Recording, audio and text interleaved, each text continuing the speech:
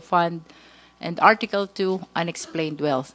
It has always been the position of the prosecution to expedite the pre-trial conference, and that is why we would want, really, to finish this marking today, no? But of course, there are challenges and limitations, and we acknowledge that. Now, after the marking of all exhibits for both parties, we anticipate to receive the pre-trial order from the impeachment court.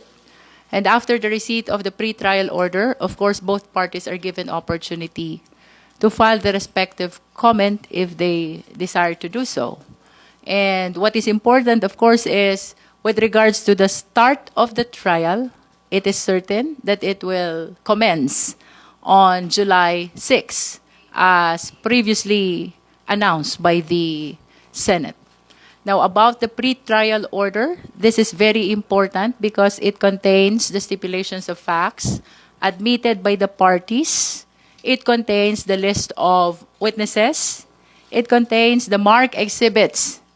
It has to contain as well even the trial dates. And I understand we filed our manifestation as well with respect to the order of presentation of the 4 articles, which we anticipate will be included as well in the pre-trial order.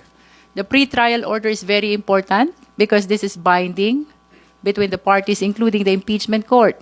Whatever is contained thereat must be followed by all parties as we proceed to trial of the articles of impeachment.